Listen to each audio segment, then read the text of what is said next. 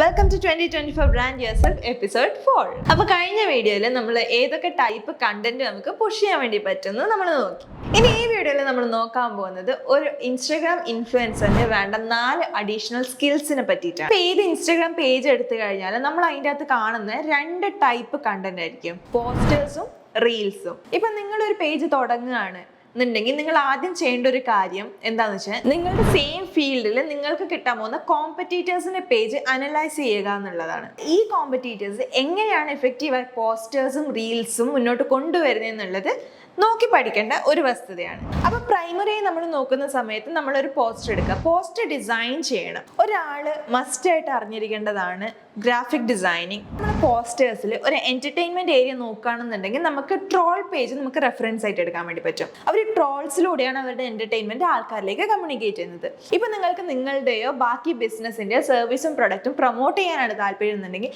അതും നിങ്ങൾക്ക് പോസ്റ്ററിലൂടെ ആൾക്കാരിലേക്ക് കമ്മ്യൂണിക്കേറ്റ് ചെയ്യാൻ വേണ്ടി പറ്റും. ഇപ്പൊ പുതിയൊരു ഗാഡ്ജറ്റ് ലോഞ്ച് ചെയ്യുകയാണെന്നുണ്ടെങ്കിൽ നിങ്ങൾക്ക് അത് പോസ്റ്ററിലൂടെ ആൾക്കാരിലേക്ക് എത്തിക്കാം. ഇനി നിങ്ങൾ റീൽസ് ആണ് കോൺസെൻട്രേറ്റ് ചെയ്യുന്നുണ്ടെന്നുണ്ടെങ്കിൽ നിങ്ങൾക്ക് അവിടെ 3 സ്കിൽസ് അത്യാവശ്യമായി വരും: ക്യാമറ ഹാൻഡ്ലിംഗ്, പ്രസന്റേഷൻ സ്കിൽ, അതുപോലെ തന്നെ ഒരു ബേസിക് എഡിറ്റിംഗ് സ്കിൽ. ഇത് 3 നിങ്ങൾക്ക് ഉണ്ടെന്നുണ്ടെങ്കിൽ നിങ്ങൾക്ക് എഫക്റ്റീവ് ആയിട്ട് ഒരു റീല് പുഷ് ചെയ്യാൻ വേണ്ടി പറ്റും. 3 സ്കില്ലും ഒരുമിച്ച് നിങ്ങൾക്ക് ഇല്ല എന്നുണ്ടെങ്കിൽ നിങ്ങൾക്ക് ഏത് സ്കില്ലാണോ ഉള്ളത് അതിൽ ഫോക്കസ് ചെയ്തിട്ട് ബാക്കി സ്കിൽസിൽ ആൾക്കാരുമായിട്ട് കൊളാബ് ചെയ്ത് നിങ്ങൾക്ക് ഒരു കണ്ടന്റ് ക്രിയേറ്റ് ചെയ്യാൻ വേണ്ടി പറ്റും. ഇനി നമ്മൾ ഫോട്ടോ എഡിറ്റ് ചെയ്യാനും വീഡിയോ എഡിറ്റ് ചെയ്യാനുള്ള കുറച്ച് ടൂൾസ് നമുക്ക് ഡിസ്കസ് ചെയ്യാം. ഫോട്ടോ എഡിറ്റ് ചെയ്യാൻ വേണ്ടിയിട്ട് എല്ലാവരും യൂസ് ചെയ്യുന്ന ഒരു കോമൺ ആയിട്ടുള്ള ഒരു ടൂളാണ് ക്യാൻവ.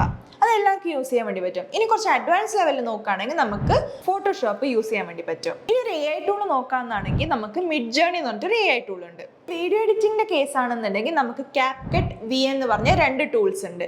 അതുമല്ലാതെ കുറച്ച് അഡ്വാൻസ് ലെവലിൽ പോവുകയാണെന്നുണ്ടെങ്കിൽ നമുക്ക് പ്രീമിയർ പ്രോ എന്ന് പറഞ്ഞൊരു ടൂളും കൂടി ഉണ്ട്. നിങ്ങൾക്ക് അറിയാവുന്ന ടൂൾസ് ഏതെങ്കിലും ഉണ്ടെങ്കിൽ താഴെ കമന്റ് ചെയ്യാൻ മറക്കണ്ട.